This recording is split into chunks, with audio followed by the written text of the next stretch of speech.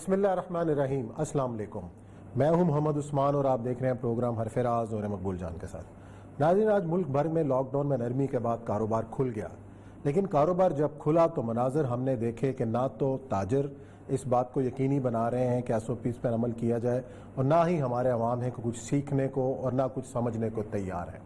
یہ صورتحال ہمیں کہاں لے جائے گی اس پہ بھی بات کریں گے، لیکن آج سب سے بڑا دن 17 رمضان المبارک یوم فرقان اور کفر اور اسلام کا پہلا مارکہ غزوہ بدر۔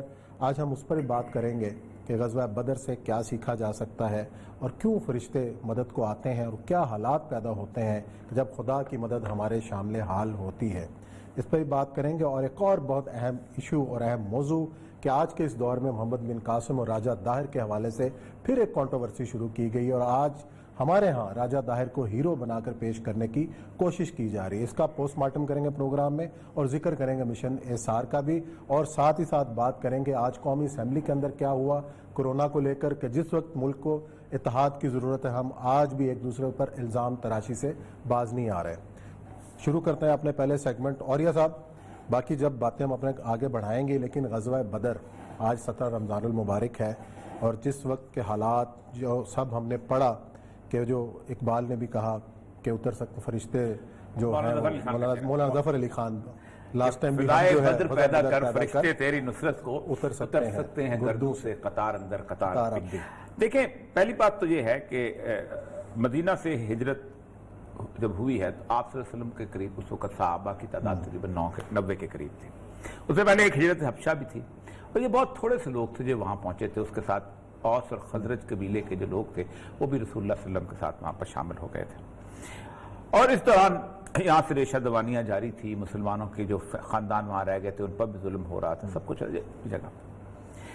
آپ دیکھیں کہ جس وقت یہ بدر کا واقعہ پیش آیا ہے تو اس وقت ابو سفیان نے لکھ کے بھیج دیا تھا کہ ہم قافلہ اپنا آرام سے ہم لے کے چلے گئے، آپ رہنے دو۔ لیکن ابو جہل جو تھا، وہ 70 سال عمر تھی اس وقت اس کی، ابو جہل جو تھا اس وقت میں تھا کہ نہیں، آج ہم ایک دفعہ کلا کما کر کے آتے ہیں۔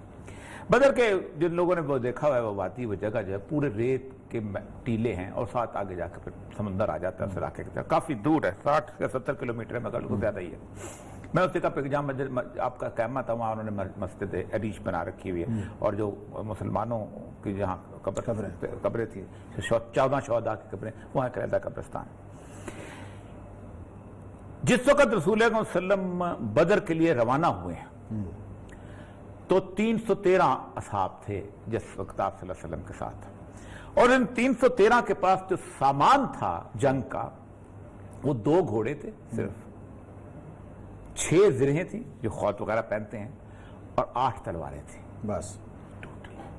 کسی ایک کے پاس کوئی بھی ایسا نہیں تھا کہ کسی نے چاقو تیز کیا ہوا تھا، کسی نے درخت کی ٹہنی، کسی نے پتھر کو تراشا ہوا تھا۔ اللہ تبارک و تعالیٰ نے اس دن کو یوم الفرقان کہا ہے کہ آج حق اور باطل دونوں علیحدہ ہو گئے۔ 2 انصاری جو تھے مدینہ کے رسول اکرم صلی اللہ علیہ وسلم کے پاس آئے اور آپ کو کہا کہ ہم آپ کے اس میں شامل ہونا چاہتے ہیں، تو آپ نے کہا نہیں، آج ہمارا مارکہ ہے، آج خالص دین خالص کفر کے مقابلے پہ آئے گا۔ آپ اندازہ کریں کہ اس بدر میں جس وقت رسول اکرم چلے ہیں تو کسی ایک صحابی نے بھی یہ سوال نہیں کیا کہ ہم تہی دامہ ہیں، ہمیں کچھ دیر کے لیے سوچنے دیں، ہمیں کہاں لے کے جا رہے ہو۔ آج بھی اگر جنگ کی تیاری ہو تو لوگ 1000 سوال کرتے ہیں کہ ہم کس جنگ میں کودے جا رہے ہیں، ہم نے مفت میں جنگ سوار کر لی ہوئی ہے۔ لیکن وہ جذبہ ایمانی کی جو کیفیت تھی، جو اللہ تعالیٰ جو ان صحابہ کے بارے میں تعریف کرتا ہو کہ محمد رسول اللہ والذین معہ، کہ محمد رسول اللہ صلی اللہ علیہ وسلم ان کے ساتھی صحابہ کا،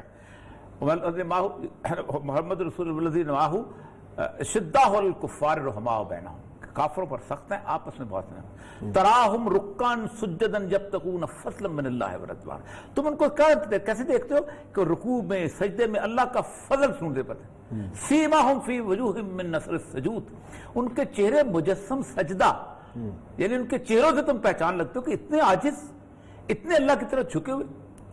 اور وہ ذالک مثلہم فی التوراۃ، ہم نے ان کی مثالیں دی تورات اور انجیل میں کہ یہ ایک ایسی امت آنے والی۔ اب دیکھیں ایک مقابلہ کیا ہے، حضرت حمزہ ابن عبد المطلب ایک طرف ہیں اور حضرت عباس ابن عبد المطلب دوسری طرف، سگے بھائی۔ حضرت علی ابن ابی طالب رسول اللہ کی طرف، سگے بھائی حضرت عقیل ابن ابی طالب دوسری طرف۔ بلکہ ایک روایات میں آتے ہیں کہ حضرت ابو طالب کے بڑے بیٹے جو تھے طالب، وہ بھی وہاں سے روانہ ہو گئے تھے، اور پھر اس کے اندر آتا ہے کہ بکری کی تعداد کے اندر کہ وہ ایک دم وہ نکل گئے تھے، ان کا پتہ نہیں چلا تاریخ کے اندر، وہ بھاگ گئے کہ میں نہیں آتا ہوں، لیکن وہ بھی کفار کے ساتھ بدر تک آئے۔ اب دیکھیں تلواریں کہاں سے چلتی ہیں۔ ابو عبیدہ ابن جراح، ان کے والد عبداللہ ابن جراح مقابلے پہ آئے، اللہ اکبر، سر کاٹا باپ کا، اور پکڑ کے اس کو رسول اللہ کے پاس لے کے، رسول اللہ پوچھا ابو عبیدہ کس کا سر ہے؟ فرمایا میرا باپ عبداللہ جراح تھا، آج آپ کے مقابلے میں سر کاٹ کے گیا۔ حضرت ابو حذیفہ، حشیم نام تھا ان کا، ان کے والد عتبہ بن ربیعہ تھے، مارے گئے۔ اب جنگ جب ختم ہوئی تو رسول اللہ نے وہ تمام ان کو جمع کیا، لاشوں کو کفار کی، اور ان لاشوں کو ایک گڑھے میں ڈالنے لگے۔ تو جب ابو حذیفہ کے والد کی لاش آئی تو رسول اللہ نے ابو حذیفہ کے چہرے کی طرف دیکھا، کہا ابو حذیفہ تمہیں دکھ ہو رہا ہے؟ کہا نہیں، مجھے قطعاً دکھ نہیں، میں جب تک میرا باپ مرا نہیں تھا تو میں سمجھتا تھا کہ یہ بہت بلا کی چیز ہے، یہ ذہین آدمی یہ دین قبول کر، اتنا عقل مند شخص دین قبول کر ہے، لیکن آج جب اس انجام کو پہنچتا ہے تو مجھے کوئی دکھ نہیں اس کے اوپر، میں سرخرو ہوں کہ میں آپ کی طرف سے لڑا ہوں، میرا باپ جیسے گڑھے کے اندر جا رہا ہے۔ حضرت عمر کے ماموں عاص بن شام بن مغیرہ خود پکڑا، خود گردن کاٹی، بیان نہیں کرتے ہم لوگ، خود پکڑا اپنے ہاتھ سے گردن کاٹی، کہا یہ ماموں کتنا پیار کا رشتہ ہوتا ہے۔ یہ وہ لوگ تھے، یہ وہ بدر کا میدان تھا کہ اس میں اللہ نے کہا ہم نصرت دیتے ہیں، فرمایا 1000 جو فرشتے نصرت کے، اور آپ رسول اللہ علیہ وسلم کی دعا دیکھیں اس وقت، یہ ہوتا ہے پیغمبر کا اللہ تبارک و تعالیٰ کی ذات کے اوپر مان۔ حالانکہ اللہ قادر المطلق ہے، اللہ بہت کچھ، ہر چیز دنیا کائنات میں جو چاہے جب چاہے کر سکتے۔ جب آپ پوری رات آپ نے دعا کیا، دعا کے ہاتھ اٹھائے ہیں تو صحابہ کہتے ہیں آپ نے دعا اٹھائی کہ اللہ میں ساری جمع پونجی تیرے سامنے لے آیا ہوں، اور دعویٰ دیکھیں آج اگر یہ لوگ شکست کھا گئے تو اللہ قیامت تک اس دنیا میں تیرا نام لیوا کوئی نہیں رہے گا۔ یہ بہت بڑا دعویٰ ہے، اس لیے کہ رسول اللہ کو علم تھا کہ میں خاتم النبیین ہوں اور میں آج پونجی لے کے آیا ہوں، اور یہ دعویٰ اسی لیے تھا کہ آپ کو معلوم تھا کہ اللہ تعالیٰ نصرت دے گا اور فتح دے گا۔ بدر کا جو وار کا ہے اس کے اندر ایک اور بہت بڑا سبق ہے، اور وہ سبق عجیب و غریب ہے کہ آپ اندازہ کریں کہ یہ سارے لوگ قید ہو کے آئے، عباس ابن ابن مطلب رسول اللہ کے چچا بھی تھے اور ساتھ کھیلے بھی، تو 1-2 سال کا فرق تھا، تو ان کی رسیاں کہیں کس کے باندھی ہوئی تھی، تو رات کو ان کی کرہنے کی آواز آئی، تو رسول اللہ علیہ وسلم پریشان ہو کے گھومنے لگے، نبی کے اگر کھول دیتے تو فرق تو نہیں پڑتا تھا۔ آپ نے صحابہ سے پوچھا کہ میں عباس کی رسیاں کھلوا دوں؟ رسول اللہ میں کیا کہا، پھر سب لوگوں کی رسیاں نرم کر دوں۔ آپ کے داماد سیدہ زینب کے خاوند وہ بھی تشریف لائے، اس میں سے بدر پکڑے گئے ان کی طرف سے۔ بیٹی وہ تھی کہ جن کو حضرت خدیجہ نے اپنا سب سے پیارا ہار، کیونکہ پہلی بیٹی تھی رسول اللہ علیہ وسلم کی، اپنے پیارا ہار اس میں دیا تھا، اس میں جہیز کے اندر، انہوں نے اس کا فدیہ دینے کے لیے وہ ہار پیش کیا۔ جب آپ دیکھا حضرت خدیجہ سے رسول اللہ کی بہت محبت تھی، حدیث میں آتا ہے کہ جس وقت آپ فتح مکہ میں داخل ہونے لگے ہیں تو جب انٹری کے وقت آپ باب الفتح سے انٹر ہوئے تو آپ کی جب کعبہ کی طرف نظر پڑی ہے تو آپ نے کہا کاش اس وقت خدیجہ مجھے دیکھ رہی ہوتی، اور پتہ چلتا کہ کس بے سر سامانی سے ہم جہاں سے نکلے تھے اور آج کیسے ہم واپسی آئی ہے۔ تو حدیث کے کچھ حدیث میں روایات میں یہ بھی آتا ہے کہ اللہ تبارک تعالیٰ نے سیدہ خدیجہ کو ملزم کے دروازے پہ لا کے کھڑا کر دیا کہ لو آج اپنے خاوند کو دیکھ لو کہ نصر من اللہ فتح قریب۔ ان کا جب آ رہا تو رسول اللہ رونے لگے، یہاں تک داڑھی جو پیک کی، اور آپ نے کہا کہ میں اگر تم لوگ اجازت دو تو میں یہ ہار بھیج دوں واپس زینب کے بعد، اور پھر اس کے بعد آپ کو یاد ہوگا کہ ابو العاص جو ہے ان کو چھوڑ دیا گیا، ان کو کہا گیا کہ میری بیٹی کو واپس بھیج دینا، اور پھر وہ بیٹی جب واپس آئی ہیں تو پھر اس کے بعد ابو العاص بھی آئے کے بعد مسلمان میں ان کے راستے میں پھر جس شخص نے آپ صلی اللہ علیہ وسلم کی بیٹی کے راستے میں جس بندے نے اونٹ کو مارا تھا اور آپ جو تھے وہ آپ زخمی ہو گئی تھی, آپ کے حمل بھی ضائع ہو گیا تھا, اس پہ آپ کی شہادت بھی ہو گئی تھی, ان کو حکم دیا, آپ دیکھیں کمال کی بات, ان کو حکم دیا تھا کعبے کی دیواروں میں سے قتل ہے. رحمت اللہ عالمین کی کمال دیکھیں کعبے, تو ان میں رسول اللہ صلی اللہ علیہ وسلم کے حارث مطلب کے ایک بیٹے وہ بھی شامل تھے, تو بھاگ گئے, ہاشمی تھے فتح مکہ کے وقت. تو آپ صلی اللہ علیہ وسلم بیٹھے ہوئے تھے, تو اچانک وہ اپنے چہرے پہ ٹھاٹھا باندھے ہوئے آئے, آپ نے منہ پلٹ لیا. ان کا حکم تھا کعبے کے پردے کی دیواروں میں ہو تو قتل کرتا, دوسری طرف منہ پھیر لیا تھا. تیسری طرف اپنا بیٹا ساتھ پکڑا ہوا تھا, اس نے کہا دیکھو چاچا تمہارا معاف نہیں کرتا, میں بھی جنگلوں میں چلا جاؤں گا لیکن میں اب دوبارہ نہیں آؤں گا. آپ صلی اللہ علیہ وسلم رو پڑے, کہا کوئی بات نہیں, چہرہ اٹھاؤ, بہت عرصہ ہوا تمہارا چہرہ, چہرے سے پردہ اٹھاؤ, بہت عرصہ ہوا تمہارا چہرہ دیکھو. یہ وہ بدر کا میدان تھا جس نے ثابت کر دیا تھا کہ حق جو وہ نہ رشتہ دار کو پہچانتا ہے, نہ بھائی کو پہچانتا ہے, نہ بہن کو پہچانتا ہے, نہ ماموں کو پہچانتا ہے, نہ باپ کو پہچانتا ہے. حق بنیادی طور پر حق ہوتا ہے اور اللہ اس کو نصرت دیتا ہے. اور وہ حق یہ ہے کہ جب تک میں تمہیں اپنے ماں باپ سے, بہن بھائیوں سے, بچوں سے, عورتوں سے, عزیز سے, رشتہ داروں سے زیادہ پیارا نہیں ہوتا, تم مسلمان نہیں ہو سکتے. یہ ہے بدر کا پیغام. بالکل یہی پیغام ہے جس سے ہمیں سبق بھی لینا ہے, اور اس سے بات وہی ہے کہ ہم نے وہ حالات پیدا کرنے کے جب اللہ ہماری مدد کو اترے. تو ناظرین یہاں لیتے ہیں بریک, اور بریک کے بعد آئیں گے اور ذکر کریں گے ایک نئی کنٹروورسی کا جو آج کل ہمارے ہاں شروع ہے. راجہ داہر کو ہمارا ہیرو بنا کے پیش کیا جا رہا ہے, کیوں, کیسے اور کون لوگ کر رہے ہیں, بات کرتے ہیں بریک کے بعد.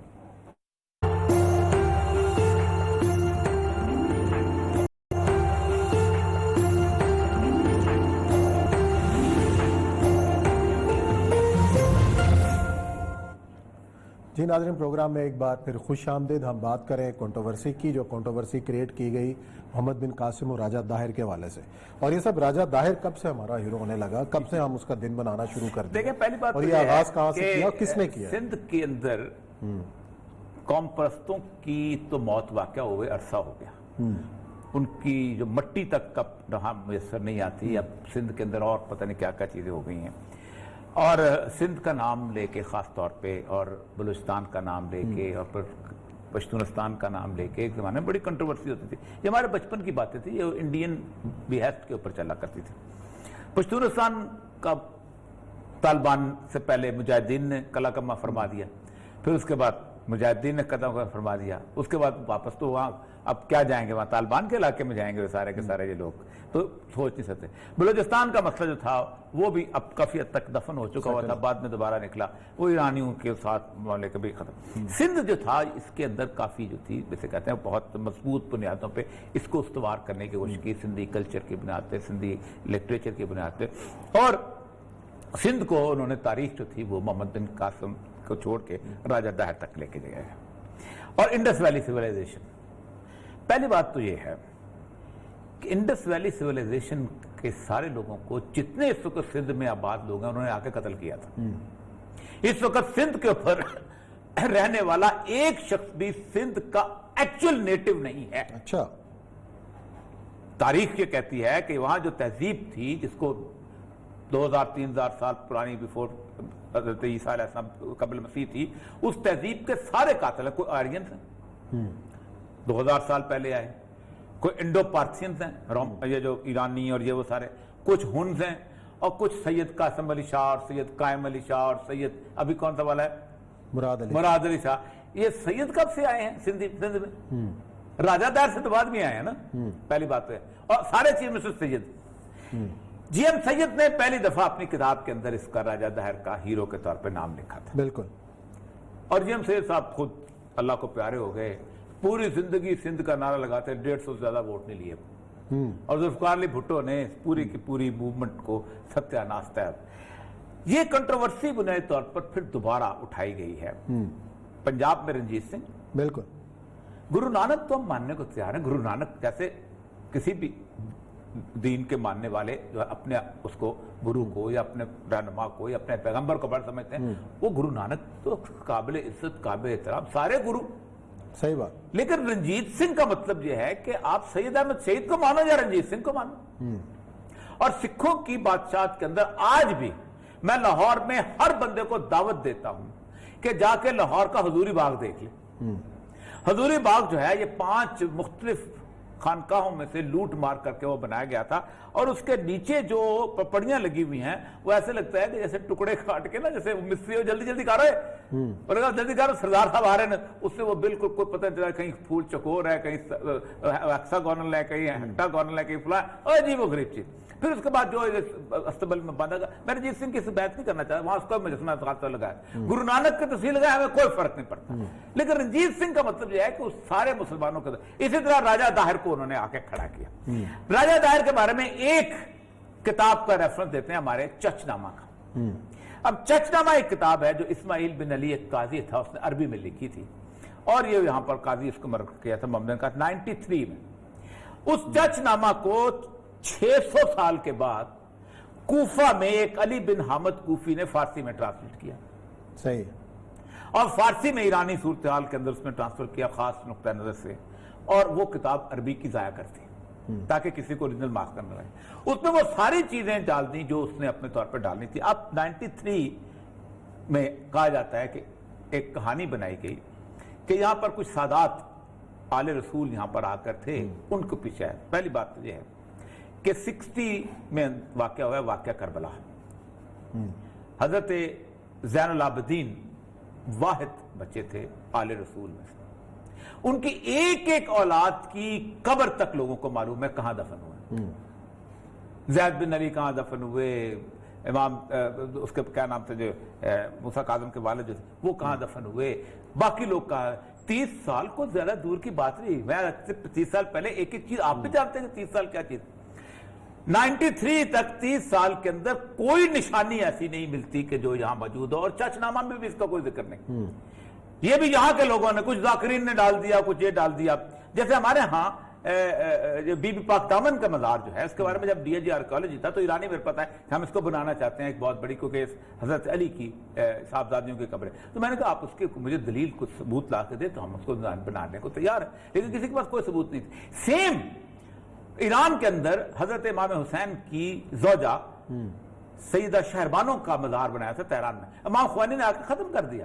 ان کا جھوٹ کی بنیاد پہ مزار مت بناؤ لوگوں کے، کیونکہ وہ تو مدینہ میں وہیں چلی گئی تھی، وہیں دفن ہوئی، بقیع کے اندر دفن ہوئی، سارے کا سارا۔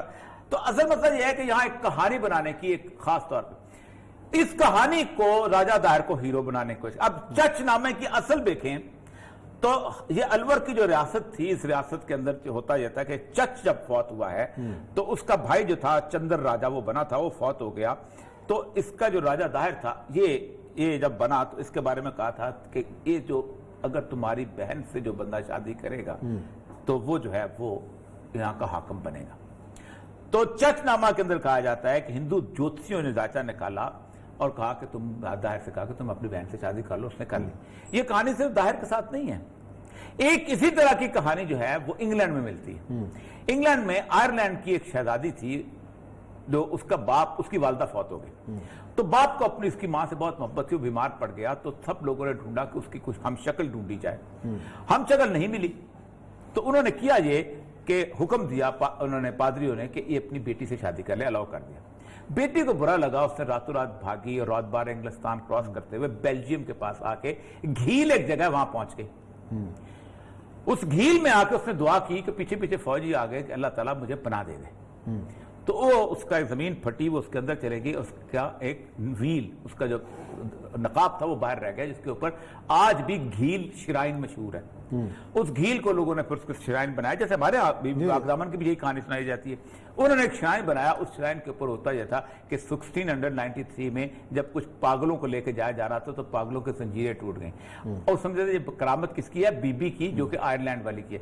آج بھی وہاں سے وہ لے کے اس کو پاگلوں کو گھروں میں پالتے ہیں، اس کو کہتے ہیں پہلا مرکز ہے ریبلیٹیشن کا۔ ویسی ہی کہانی جو ہے راجہ داہر کی بھی جہاں ملتی ہے۔ تو یہ یونیورسل، اس بندے کے آنے کے بعد آپ اندازہ رکھیں کہ محمد بن قاسم کی اصل واقعہ پورا چچ نامہ میں لکھا ہوا ہے کہ مالدیپ اور سراندیپ کا جو علاقہ ہے، سراندیپ کہتے تھے اس وقت اس کو سری لنکا کو، کیونکہ سراندیپ کہتے ہیں اچانک کوئی چیز پتہ چل جانے، اور پہاڑ بہت بڑا ہے یہاں پتہ چلتا ہے۔ سراندیپ کے مال کے پار راجہ کو کوئی طائف بھیجے، کچھ عورتیں تھیں، اور جو واقعہ چچ نامہ میں لکھا اس زمانے میں ان میں کچھ عورتیں تھیں جو انہوں نے پکڑی اور عورتوں کو قید کر لیا، اور مسلمانوں کے طائف نے وہ بھی رکھ لیے۔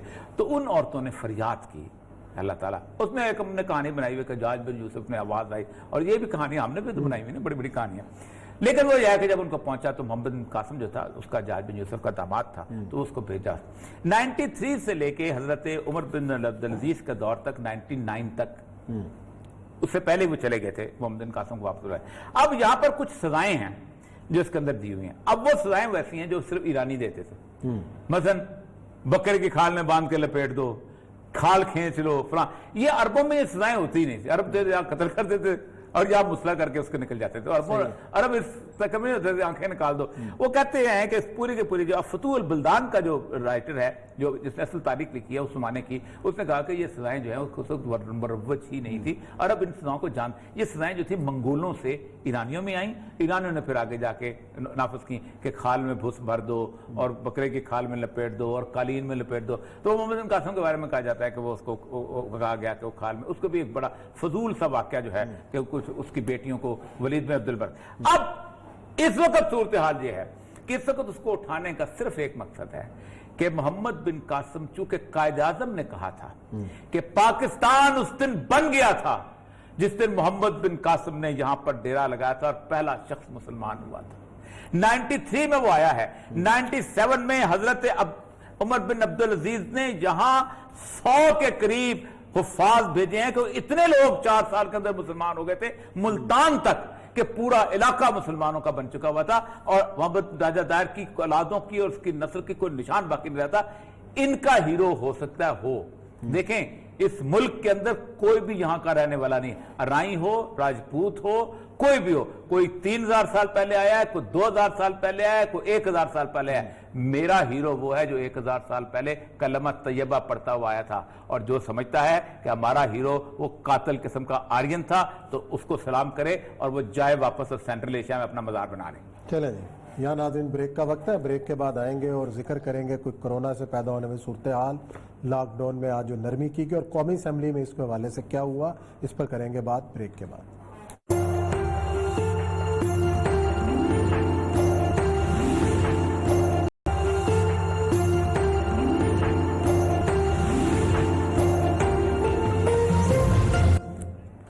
جی ناظرین, پروگرام میں ایک بار پھر خوش آمدید. ہم بات کریں گے کرونا اور کرونا پر ہونے والی سیاست کی اور اس حوالے سے جو ایک دوسرے کے خلاف بیان بازی جاری ہے اس پر ہی بات کرتے ہیں.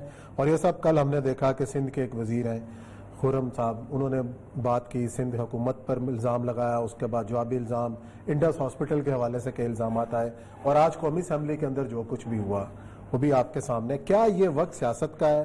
آج بھی 3 ماہ گزر گئے ہیں, ہم بیان بازی سے آگے نہیں بڑھ پا رہے.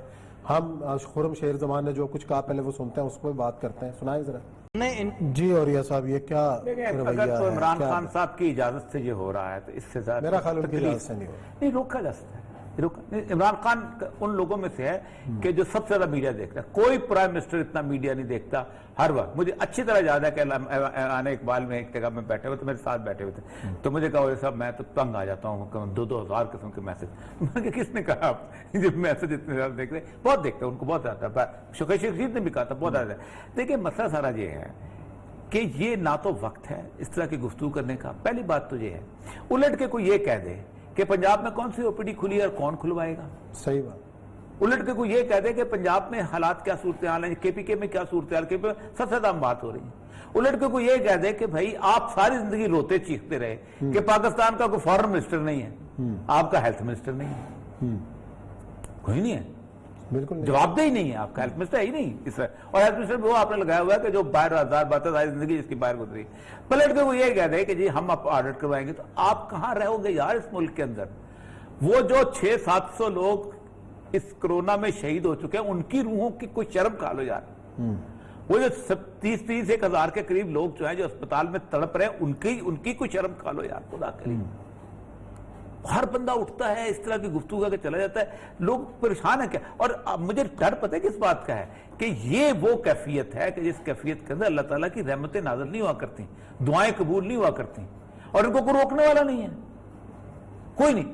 رسول اللہ علیہ وسلم کی حدیث سناؤں اس کے بعد وہ مشنی صاحب تو بات ختم کرتے ہیں. اس کے بعد کہ میں زیادہ میں نے پہلے بھی کہا تھا بالکل بولنا نہیں چاہتا, میں اللہ کے سپرد کر دیا. نبی صلی اللہ علیہ وسلم نے فرمایا کہ اللہ تبارک و تعالیٰ کسی بستی پر اس وقت تک عذاب نازل نہیں کرتا جب تک ان میں ایک عیب شامل نہ ہو جائے کہ وہ کوئی چیز غلط ہوتی دیکھ رہے ہوں اور استطاعت رکھتے ہوں اور اس کو نہ روکیں تو اللہ پھر ہر خاص و عام پر عذاب نازل کرتا ہے. اور اس عذاب کی جو آخری قسم ہے جو رسول اللہ صلی اللہ علیہ وسلم نے جس کے اوپر کھڑے ہو کے دعا مانگی تھی، اللہ میں تیرے چہرے کی جلال کی قسم کھاتا ہوں مجھے اس عذاب سے بتا، وہ ہے کہ وَيَلْبِسُكُمْ شِيَمْ وَيُذِيقَ بَأْسَكُمْ بَأْسَ بَعْضٍ، کہ میں تمہیں گروہوں میں تقسیم کر دوں اور ایک دوسرے کی طاقت کا مزہ چکھواؤں. یہ طاقت کا مزہ چکھایا جا رہا ہے. ایک سندھ میں بیٹھا ہوا ہے، ایک کے پی کے میں بیٹھا ہوا ہے، لڑے جا رہے ہیں. ایک وہاں بیٹھا ہے، پنجاب بیٹھا ہے، ایک اوپر بیٹھا ہے، لڑتے جاؤ. ایک بات بتاؤں آپ، اللہ اس ملک پہ رحم کرے، اللہ ہمیں اس کورونا سے جاتے ہیں. ذرا سی بھی اگر یہ لاک ڈاؤن میں جو لاک ڈاؤن کھلا ہے نا، آج مناظر دیکھیں میں تو حیران رہ گیا ہوں. یعنی آپ مجھے بتائیں، آپ مجھے کہتے ہیں بڑے بڑے مال نہیں کھلیں گے. یہ جو میں نام نہیں لینا چاہتا، یہ 4 فلور کی دکانیں کھلی ہوئی ہیں، یہ مال نہیں ہے تو اور کیا ہے؟ اور آپ مجھے بتائیں، ایک اس کے اندر سینٹرل ایئر کنڈیشن چل رہا ہے، اور سینٹرل ایئر کنڈیشن میں یہاں سے ایک کورونا کا وہ پرٹیکل اٹھا اور اس کے اندر داخل ہو گیا اور وہ ہوا مجھے یوں سے لگی تو میرا تو ماسک ہی چلا گیا نا، ماسک کی حیثیت کو نہیں، آنکھ سے چلا گیا اندر. تو کوئی سمجھ نہیں آ رہی کہ کروز لوگوں نے بند کر دیا. اللہ خیر کرے اور اللہ رحم کرے اس ملک کو. جس ملک میں اتنی کنفیوژن ہو اس ملک پہ اللہ رحم کرے. چلے مشن اسار کا ذکر کر لیتے ہیں، اور ہمارے ساتھ جو آج کے مہمان ہیں ناظرین لاہور سے ہیں، اور انہوں نے بڑا منفرد کام کیا. اسار تو سب کریں لیکن یہ والا جو اسار ہے یہ کام تھوڑا سا منفرد اس لحاظ سے ہے کہ یہ 3000 خاندان تک سبزی پہنچا رہے ہیں. رات کو سبزی پہنچتی ہے، صبح میں سحری کے وقت ناشتے کا اہتمام کیا جاتا ہے. اور یہ ہیں جماعت اسلامی یوتھ کے جو ان کی جو نوجوان ونگ ہے اس کے مرکزی جنرل سیکرٹری ہیں، الخدمت لاہور کے رہنما ہیں، شاہد نوید ملک ان کا نام ہے، اور گلشن راوی کے اندر انہوں نے یہ پورا سیٹ اپ قائم کیا ہوا ہے. تفصیلات انہی سے پوچھتے ہیں کہ وہ کیا کر رہے ہیں اور اب تک کیا کر چکے اور آگے کیا کرنے کے ارادے ہیں. السلام علیکم شاہد نوید ملک صاحب. وعلیکم السلام ورحمۃ اللہ. جی شاہد صاحب، میں نے آپ کے بارے میں تھوڑا ناظرین کو بتا دیا، لیکن اب آپ اپنے کام کے بارے میں بتائیں. آپ کے پیچھے نظر یہ آ رہا ہے کہ شاید آپ سبزی کی دکان کے آگے بیٹھے ہوئے ہیں اور دکان کھولی ہوئی ہے، پیچھے پورا کس کی ہے. تو یہ تھوڑا سا اس کے بارے میں ذرا بتائیے گا کہ کیا یہ آئیڈیا کہاں سے آپ کے ذہن کے اندر آیا کہ بالکل منفرد کام ہے. پاکستان میں ہم نے کم ہی دیکھا ہے کہ اس طرح لوگوں نے سوچا ہو. تو آپ کے پاس ٹیم کتنے لوگوں کی ہے، رضاکار ہیں، کیسے آپ یہ تک 3000 خاندان تک روزانہ پہنچ رہے ہیں؟ جی بسم اللہ الرحمن الرحیم. یہ لاک ڈاؤن سے اگلا دن تھا جس دن ہم خوش راشن تقسیم کر رہے تھے. تو ایک بستی کے اندر ایک عورت تھی کوئی 45 سال کی 40 سال کی. اس نے میرے پاؤں پکڑ لیے اور اس نے مجھے کہا کہ میرے بچے 7 دن سے بھوکے ہیں. بس اس دن مجھ سے وہ کیفیت کنٹرول نہیں ہوئی اور میں نے فیصلہ کیا کہ مجھ سے جو بن پائے گا وہ میں کروں گا. بس اس دن سے شروع ہو گئے. آج ہمیں 51 دن ہو گئے ہیں. یہ 3000 خاندان ہیں جن کو ہم روزانہ کی بنیاد کے اوپر جو ہے وہ سبزی پہنچاتے ہیں. کبھی ہم ان کو ڈبل روٹی انڈے پہنچاتے ہیں، کبھی ہم ان کو جو ہے وہ چاول پہنچاتے ہیں، کبھی ہم ان کو گھی پہنچاتے ہیں، کبھی دالیں پہنچاتے ہیں. اور اس میں ہمارا جو مطمئن نظر تھا وہ یہ ہے کہ جو ہمارا محنت کش طبقہ جو لاک ڈاؤن متاثر طبقہ ہے وہ اس سے متاثر تھا. اور ہمارے پاس یہ کوئی آیا نہیں ہے. یہ ساندہ، گلشن راوی کے ساتھ ملکہ جتنی بادی جس میں نوا کوٹ، سگیاں ستار، حکیمہ والا بازار، پکی ٹھٹی، یہ ساری بادیاں ہیں. یہاں کے یہ غریب لوگ ہیں. اگر آپ مجھے کبھی موقع دیں تو میں ان بستیوں کی تصویریں آپ کو دکھانا چاہوں کہ جہاں پہ آدھی چھتیں جو ہیں وہ موجود نہیں ہیں اور ان لوگوں کے گھروں میں کھانے کے لیے رزق نہیں تھا. تو ہم نے یہ ایک سلسلہ شروع کیا اور یہ میری پوری ٹیم ہے جو 200 افراد پہ اوپر مشتمل ہے. رمضان سے پہلے ہم یہ مغرب کے بعد لوگوں کو پہنچاتے تھے، سارا دن پیک کرتے تھے. جیسے رمضان شروع ہوا تو ہم نے افطار کے بعد اس کو پیک کرنا شروع کیا اور رات 11 بجے ہم ان کے گھروں میں یہ سامان پہنچاتے ہیں. ہمارے باہر کئی ڈبے ساتھی لے کے آ جاتے ہیں، دوست سارے، وہ اس میں رکھتے ہیں اور لوگوں کے گھروں میں پہنچاتے ہیں. کسی کو نہیں پتا کہ کون آتا ہے، کیسے دے کے جاتا ہے. کوئی تصویر ہم نہیں بناتے. یہ سینٹر ہے جس کی میں آپ کو جس تصویریں میرے پیچھے نظر آ رہی ہیں، منڈی سے روزانہ کوئی 80-90 من کے قریب سبزی آتی ہے. اس کے اندر ہم پیاز، اس میں لہسن، اس کے اندر ادرک، اس کے اندر ٹماٹر، اس کے اندر مرچیں، اس کے اندر جو ہرا دھنیا اور سب یہ چیزیں ڈال کر ان کے گھروں کے اوپر پہنچاتے ہیں. اور ہم نے ان کے ساتھ یہ وعدہ کیا ہے، عزم کیا ہے کہ جب تک یہ کورونا کے اور لاک ڈاؤن کے ساتھ ہیں تب تک ہم آپ کے ساتھ کھڑے ہیں. اور انشاءاللہ تعالی ہمیں یقین ہے کہ یہ محنت کا طبقہ ہے، یہ وہی طبقہ ہے کہ جنہوں نے بڑی بڑی فیکٹری والوں کو کما کے دیا ہے.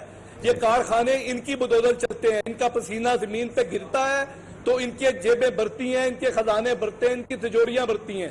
میں سارے اہل خیر سے, اپنے سیاستدانوں سے, اپنے پاکستانی انڈسٹریلسٹ سے کہنا چاہتا ہوں کہ آج ان لوگوں کے اوپر برا وقت ہے. ان کے اوپر اللہ کی طرف سے ایک وقت آیا ہے, آپ ان کے پیچھے کھڑے ہو جائیں. ان کو یہ احساس دلائیں کہ پاکستانی اہل خیر پورے ان کے پیچھے کھڑے ہیں. اگر آپ آج ان کے پیچھے کھڑے ہوں گے تو مجھے یہ یقین ہے اللہ کی طرف سے کہ کل جب یہ وبا ختم ہوگی, اس کے اثرات ختم ہوں گے, تو یہی جو محنت کش طبقہ ہے, یہی جو مزدور طبقہ ہے, یہی جو اس وقت جو ہے پریشان طبقہ ہے, یہ آپ کو کما کے واپس دے گا.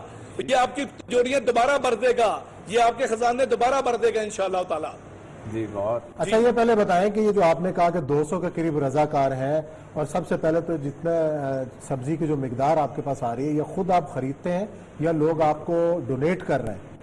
کیا اس کی وہ ہے حالت کیا ہے؟ جی میں صبح 10 بجے منڈی جاتا ہوں اور تقریباً افطار کے وقت واپس آتا ہوں, اور اس میں ہم وہاں سے یہ ساری چیزیں خریدتے ہیں اور میں خود خریدتا ہوں. یہ آپ اگر دیکھیں, اگر کوئی دکھا سکے آپ کو, تو یہ منڈی کے A+ جو ہے وہ سبزی ہے. ہم اے کے اوپر بھی جو ہے نا وہ رلائے نہیں کرتے, A+ سبزی لے کے آتے ہیں, اور میرے گھر میں بھی وہی پکتا ہے, مزدور کے گھر میں بھی وہی پکتا ہے.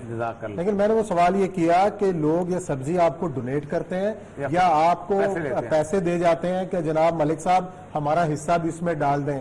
اور یہ جو کار خیر, یہ جو لوگوں کے اندر اثار کا جذبہ ہے, آپ ظاہر ہے ایک لاہور کے ایک علاقے گلشن راوی میں بیٹھے ہیں اور ارد گرد کی آبادیوں کو کور کر رہے ہیں, حالانکہ اس کے سے ضرورت تو کہیں زیادہ ہے اس کی, کہ لوگ تو بڑی دور دور سے ڈیمانڈ کرتے ہوں گے کہ ہمارے گھر بھی سبزی پہنچائیں, تو آپ ان کی ضرورت کیسے پوری کرتے ہیں؟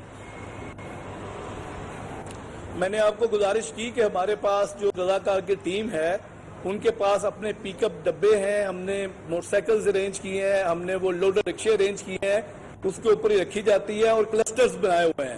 یہ 200 افراد, کسی کے ذمے 40 لوگوں کا ہے, کسی کے ذمے 100 لوگوں کا ہے, کسی کے ذمے 75 لوگوں کا ہے. یہ 200 جو افراد ہیں یہ سارے ان کے گھروں کے اوپر پہنچا کے آتے ہیں, اور ہم نے کسی کو انکار ابھی تک نہیں کیا. جو بھی ہمارے پاس آتا ہے ہم اس کا شناختی کارڈ لے لیتے ہیں, فون نمبر لے لیتے ہیں. یہ بتائیے گا یہ کلسٹر جو ہے یہ گلشن راوی ساندہ اس کے علاقے میں یا لاہور میں کسی اور جگہ بھی موجود ہے آپ کا کلسٹر جس میں آپ سبزی؟ یہ